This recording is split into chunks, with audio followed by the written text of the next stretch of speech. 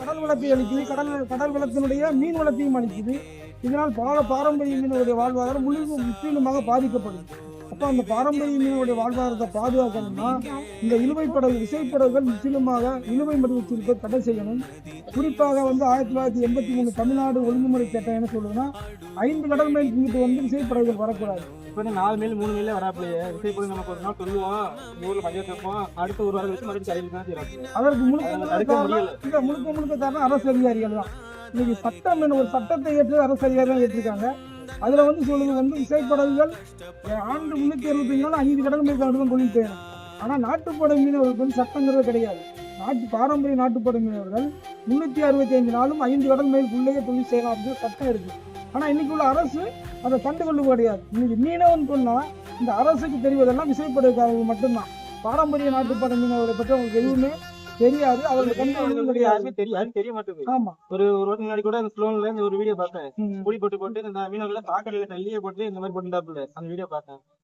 அது ஏன் நம்ம கடலுக்கு போறோம், மீனவர்கள் நம்ம பிடிக்கிறாப்புல தன்னை கட்டி பிடிக்கிறாப்புல, அது ஏன் எதுக்காக பிடிச்சி போறோம், எதுக்காக எல்லாம் சாமி எல்லாம் சொல்லி யாரும் கேட்க மாட்டாப்புல. நம்மளுக்கு கூட்டி போய் ஜெயில போட்டுறாப்புல. நம்ம எதுவும் விசாரிக்காமயே அதுக்கு ஜெயில போட்டுறாங்க. மீனவனே ஒரு பாரபட்சம் பாக்குறாங்க. தமிழ்நாட்டு மீனவனை ஒரு மாதிரி நினைக்கிறாங்க.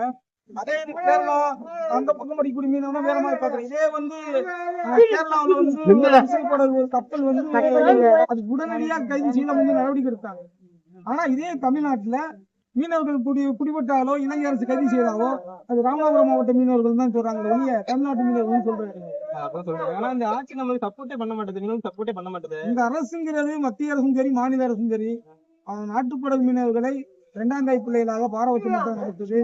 அதனாலதான் இந்த ராமநாதபுரம் மாவட்டத்தில் உள்ள ஒட்டுமொத்த மீனவர்களை ஒருங்கிணைக்கணும், ஒரே குடையின் கீழ் நாம எல்லாம் இணைந்து நமது கோரிக்கையை வென்று எடுக்கணும் அப்படிங்கிறதுக்காக இது அரசியலுக்கு அப்பாற்பட்ட, மதத்துக்கு அப்பாற்பட்ட, ஜாதிக்கு அப்பாற்பட்ட ஒரு அமைப்பு. இது ஒற்றுமையாக பாரம்பரிய நாட்டுப்படை மீனவர்களுக்கான ஒரு அமைப்பு. இந்த அமைப்பு ஒன்றுமுற்று ஒரு குடையின் கீழ் ஒரே அமைப்பாக இணைந்து இந்த கோரிக்கையில வென்றெடுக்கணும் அப்படிங்கிறதுக்காக இன்னைக்கு ரோச்சுமான எஸ்பி வரைக்கும்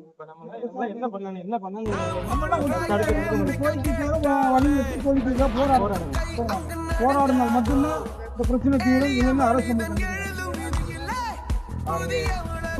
போராடணும். தனித்தனி ஒவ்வொரு கிராமங்களிலும் ஒவ்வொரு பிரச்சனையும் இருக்கும். ஆனா ஒட்டுமொத்த பிரச்சனைகளும் கடலும் கடல் வளம் தான். இன்னைக்கு அந்த கடல் வளத்தை அழிப்பது விசைப்படகுகளும் அந்த இழுவை மட்டும்தான். அதை தடுத்து நிறுத்தணும்னா நாம் மீனவர்களா இருக்கக்கூடிய நாம் எஸ்பி வட்டணத்திலிருந்து ரோச்சுமான் வரைக்கும் உள்ள பாரம்பரிய நாட்டுப்படை மீனவர்கள்லாம் ஒருங்கிணைந்து ஒரு குடல் கீழிலிருந்து ஒன்று சேர்ந்து நமது கோரிக்கைக்காக இந்த யூனியன்ல இணைந்து போராடணும்.